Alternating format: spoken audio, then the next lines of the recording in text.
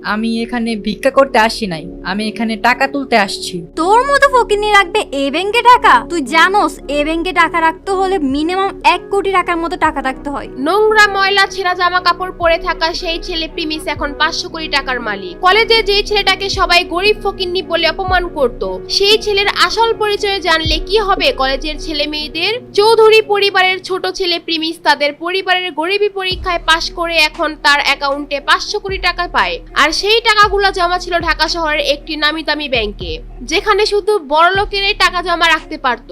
Premise যখন তার টাকা তুলতে ওই ব্যাংকে ঢুকতে যাবে, ঠিক সেই সময় একটা মেয়ের সাথে ধাক্কা খায়।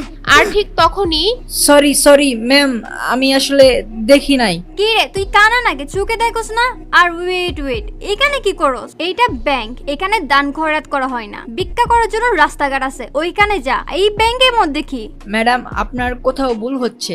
আমি এখানে ভিক্ষা করতে আসি নাই, আমি এখানে টাকা তুলতে আসছি। তোর মতো ফকিনি রাখবে এই ব্যাংকে টাকা? তুই জানোস এই ব্যাংকে টাকা রাখতে হলে মিনিমাম 1 কোটি টাকার মতো টাকা রাখতে হয়, আর না হলে এই ব্যাংকে টাকা রাখতে পারে না। আরে আমি তোর মতো ফকিনির সাথে কেন কথা বলছি? সিকিউরিটি। মেয়েটি সিকিউরিটি বলে চিল্লাতে থাকে। আর ঠিক তখনই ওইখানে হাজির হয় ব্যাংকের ম্যানেজার ইয়াসমিন। ম্যাডাম, কি হয়েছে আমাকে খুলে বলুন। আপনাদের ব্যাংকে কি এখন আপনারা বস্তির পোলাবেনদেরকেও কি টাকা রাখার পারমিশন দিচ্ছেন? এদের মতো ফকির মিসকিনরা এই ব্যাংকে কিভাবে ঢুকে? আমি আপনাদের ব্যাংকের নামে রিপোর্ট করে দিব। Madam, we are very sorry. এমনটা আর হবে না ম্যাডাম, এইবারের মতো কিছু মনে করেন না, আমরা বিষয়টা মাথায় রাখবো। ব্যাংকের ম্যানেজার কোনো কিছু না জিজ্ঞেস করেই মেয়েটিকে সরি বলে, কারণ মেয়েটি ছিল একটি প্রভাবশালী ব্যক্তির মেয়ে। এই ব্যাংকে তাদের অনেক লেনদেন হয়, তাই কিছু না জিজ্ঞেস করেই সে মেয়েটিকে সরি বলে এবং তাকে গাড়ি পর্যন্ত পৌঁছে দিতে যায়। আর এইদিকে প্রিমিস ঢুকে পড়ে ব্যাংকের মধ্যে। ব্যাংকে ঢুকে সে এদিক সেদিক ঘুরতে থাকে। সে আগে কখনো ব্যাংকে আসেনি, তাই সে কিছুই বুঝে উঠতে পারে না।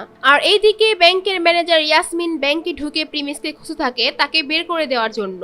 সে চারদিকে সব জায়গায় খুঁজে থাকে কিন্তু তাকে পায় না। সে মনে করে প্রিমিস ব্যাংক থেকে চলে গিয়েছে। আর ঠিক তখনই ইয়াসমিনের চোখ পড়ে ব্যাংকের ভিআইপি রুমের দিকে, যেখানে প্রিমিস হেঁটে ঢুকতেছিল। এটা দেখে ঠিক তখনই ম্যানেজার ইয়াসমিন বলে, এই ছেলে দাঁড়াও, দাঁড়াও। প্রিমিসকে দাঁড়াতে বলার পরেও প্রিমিস ওইখানে না দাঁড়িয়ে ভিআইপি রুমের ভিতরে ঢুকে যায় আর ভিতর থেকে দরজা লক করে দেয়। আর এইদিকে ম্যানেজার ইয়াসমিন ভয় পেয়ে যায়, কারণ ভিআইপি রুমে সবাই ঢোকার আগে ইয়াসমিনের পারমিশন নিয়ে তারপর ঢুকতে হয়। আর কেউ ঢোকার আগে ইয়াসমিন সেই ভিআইপি রুমে থাকা হেড ম্যানেজারকে কল দিয়ে বলে দেয়, কিন্তু প্রিমিস তো কিছু না জিজ্ঞেস করে সেই রুমের ভিতর ঢুকে পড়ে। তাই ইয়াসমিন খুব টেনশনে পড়ে যায়। আর এইদিকে প্রিমিস ভিআইপি রুমে ঢোকার কারণে হেড ম্যানেজার বলে, এই আপনি কি চান এখানে তো কেউ পারমিশন ছাড়া আসতে পারে না, আপনি কিভাবে আসলেন? আমি আমার টাকা তুলতে আসছি এখানে। আপনি টাকা তুলতে আসছেন, আপনার কাছে কোনো চেক বই আছে? না, আমার কাছে কোনো চেক বই নাই।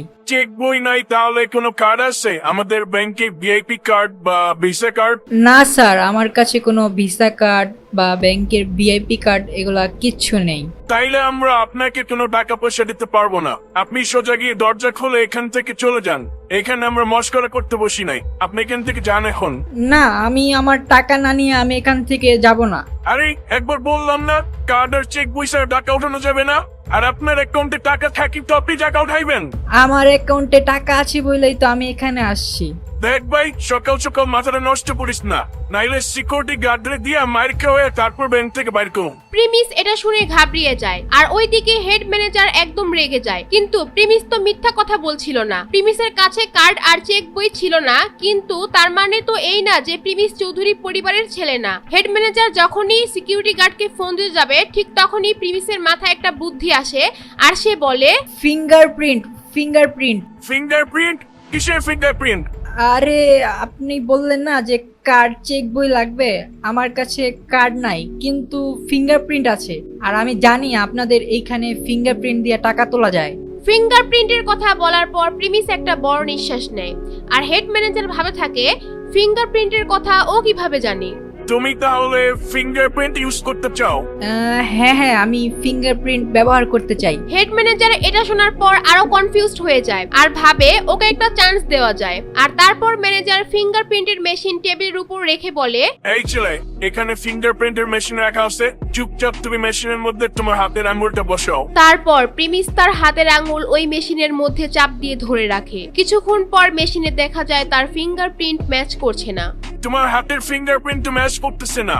দেখছো, আমি তোমাকে আগেই বলছিলাম এই ব্যাংকে তোমার কোনো অ্যাকাউন্ট নাই। এটা বলার পর ম্যানেজার প্রিমিসের দিকে এমন ভাবে তাকিয়ে থাকে যেন প্রিমিস কোনো বড় অপরাধী। এরপর ম্যানেজার ভাবে প্রিমিস হয়তো বড় কোনো ক্রিমিনাল হতে পারে, হয়তো তার পকেটে কোনো অস্ত্র থাকতে পারে। এটা ভেবে সে তার পকেট থেকে ফোন বের করে পুলিশকে ফোন দেওয়ার জন্য 999-এ কল দিতে যাবে। সেটা দেখে প্রিমিস একদম ঘাবড়িয়ে যায়। 500 কোটি টাকার মেসেজ দেখে খুশিতে তো ব্যাংকের মধ্যে চলে এসে পড়ে, কিন্তু সে বুঝে নাই যে সে এখানে এসে এত বড় একটা সমস্যায় ফেসে যাবে। তো তারপর কি হবে? প্রিমিস কি হেড ম্যানেজারকে পুলিশকে ফোন দেওয়া থেকে থামাতে পারবে? আর প্রিমিসের 500 কোটি টাকার মেসেজ যে এসেছিল ওইটা কি তাহলে ফেক ছিল? এগুলো জানতে চাইলে দিবস গেমিং এর চ্যানেলটি সাবস্ক্রাইব করে নোটিফিকেশন বাটন বাজিয়ে রাখেন। আর এই ভিডিওগুলো আপনার কাছে কেমন লাগে কমেন্ট করে অবশ্যই জানাবেন। আর অবশ্যই ভিডিওতে একটা করে লাইক দিয়ে রাখবেন।